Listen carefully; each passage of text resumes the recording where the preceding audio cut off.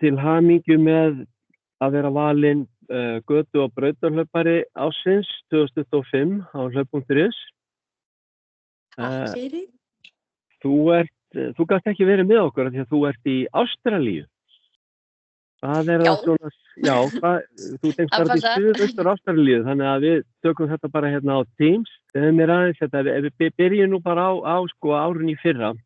Þú hljópst þarna gott hlaup í Kaupmannahöfn og svo náttúrulega varst í maraþoni, ekki satt? Jú, ég myndi reyndar ekki segja gott hlaup. Þetta var eiginlega bara hræðilegt hlaup á alla vegu, en en maður kláraði því og svona, en já, maraþon er alltaf maraþon, en ég var auðvitað langt frá mínum væntingum og já, þurfti að stoppa nokkur sinnum bara með í magan og var bara alls ekki það sem ég vildi, sko. Hvað ég meina tíminn er samt sko flottu tími en auðvitað ekki samkvæmt væntingum og þá náttúrulega auðvitað verður hlaupið í þínum huga ekki gott og það allt saman. En veistu, hvað var það, þú varst búin að undirbúa ágætlega fyrir hlaupið en bara, var þetta ekki bara þinn dagur eða hvað gerðist?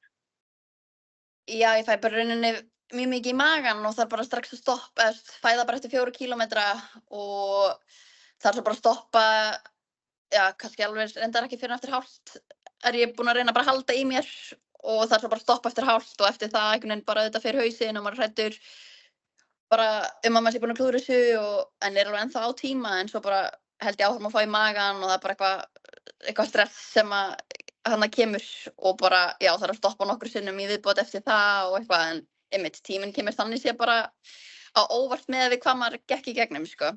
Já, þannig að þú átt heilmikið inni, það er nokkuð ljóst. Já, ég ætlaði auðvitað að hlaupa þetta, ég man nú ekki lokatíma minn, en ég ætlaði alveg að hlaupa þetta, meira en 10 mínútum hraðar, sko.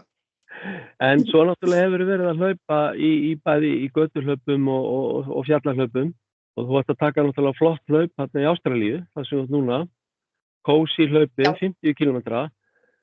Já. Hvað bara segðu okkur aðeins frá því, gekk allt upp þar? Já, svona eftir á hyggju er ég bara ótrúlega ánægð með það hlaup. Þetta bara ótrúlega gaman að vinna eitthvað svona alþjóðlegt hlaup en já, ég er bara svona smá strögglaði síðasta ár, sko, og var bara mjög svona ekki alveg með hausinn á réttum stað en já, það var mjög gott að enda árið allavega á einu svona eiginlega besta hlaupi ársins allavega, þannig ég gat endað árið aðeins bjartari nótum. Já, einmitt. Og svo varstu náttúrulega með íslenska hópnum í heimsmeistarakeppninni. Hvernig fannst þér það ganga? Svo ég held áfram að vera neikvæð, þá svona fannst mér það heldur ekki ganga alveg eftir væntingum og bara svona svolítið, já, mér fannst bara svolítið kaupin hafði svolítið áhrif á bara restina af árinu að ég einhvern veginn þurfti alltaf að bæta upp fyrir það klúður og kom bara alltaf mikil pressa og ég einhvern veginn misti bara svona smá gleðina í fyrra, sko, en það er allt bara lærdómur og ég veit að þetta er bara eitthvað svona sem að bara þannig sé gott að fara í gegnum eftir á og bara er að svona setja hausinn á réttan stað aftur og finna gleðina aftur og bara er ótrúlega spennt fyrir 2026. Ok, þannig að 2025 var kannski ekki allra besta, heyri ég. Nei, ég var eiginlega bara alls ekki sátt með þetta ár, sko, ef ég að vera alveg hreinskilin, en auðvitað tek maður margt auðvitað gott frá því líka. Já, en ég meina það sýnir bara það að keppnis andan í þig, sko, að þú ert að mati margra ert að standa þig bara mjög vel og ert að vinna hlaup og ná svo sem fínu tímum, en þú kannski gerir meiri kröfu til en heldur en það, þannig að það er rosalega spennandi að sjá þig bara þessu ári, búin svona kannski aðeins að endurstilla, ekki satt? Já, tölum það um þetta ár, Endilega. Hvað er á döfinni hjá þér? Ég er bara búin að læna upp mjög skemmtilegu ári og bara ótrúlega spennt fyrir öllum verkefnunum framundan. Ég ætla að byrja í Blue Trail 47 á Tenerife í lok mars sem undirbúning fyrir EM í byrjun júní sem er 50 km hlaup með íslenska landsliðshópnum sem ég er mjög spennt fyrir. Og svo verður maður nú eitthvað í sem bara íslensku hlaupum, alltaf gaman að taka þátt í þeim eins og ég skráði í Laugaveginn og Mýrdalshlaupið og svona. Og svo er ég skráð í OCC í lok ágúst og eftir það ætla ég svo bara í alvöru maraþonblokk og reyna enn einu sinni við þetta blessaða maraþon í Valencia í byrjun desember. Já, spennandi. Það verður gaman að fylgjast með þér á árinu. Já. Uh, en að öðru, sko, þú ert í Ástralíu núna, tókst átt í hlaup í haust í Ástralíu. Hvað ertu að gera í Ástralíu? Akkur ertu þarna?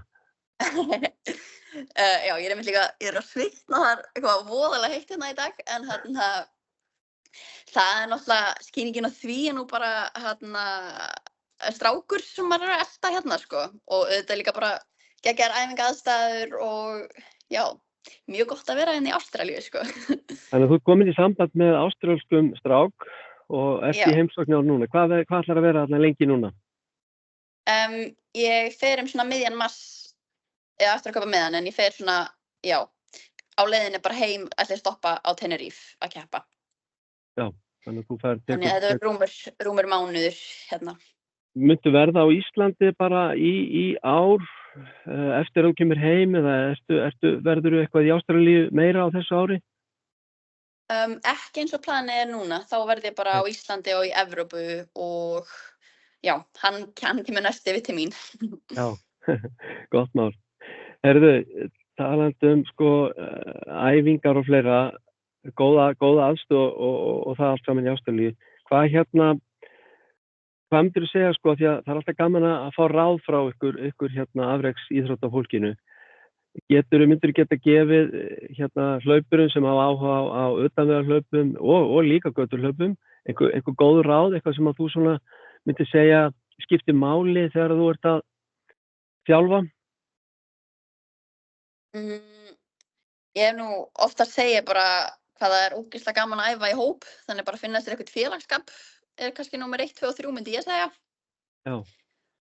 Og svo kannski svona varðandi æfingar er mitt líka bara í dag eftir æfinguna, þú veist, það er eitthvað svona sem Tobbi hefur stimplað inn í mann að byrja fyrsta, ef þú ert að taka gæðaæfingu, byrja fyrstu endurtekninguna, jafnvel bara að hugsa fyrsta sprettinn sem uppbytun og enda svo síðasta sprettinn hraðastan. Það geta svona fallega vaxandi, er oft svona, bæðir maður svo ánægð með sjálfa sig yfir því að enda sterkt og bara, ég réð við æfinguna í staðan fyrir að byrja fyrsta sprett ógeðslega hratt og bonka og vera bara einhvern veginn að gefast upp í næstu sprettum og fara alltaf hægar og hægar. Það er svona, getur spilað aðeins með hausinn, þannig að það er mjög gott ráð frá Tobba, þjálfara.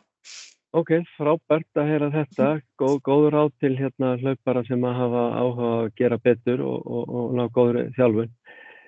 Ég bara takk kærlega fyrir þetta, Andrea. Ég bara óska þér velfarnaðar. Gangi ég vel á æfingum og undirbúningi og gangi ég vel á þessu ári og enn og aftur til hamingju með titilinn.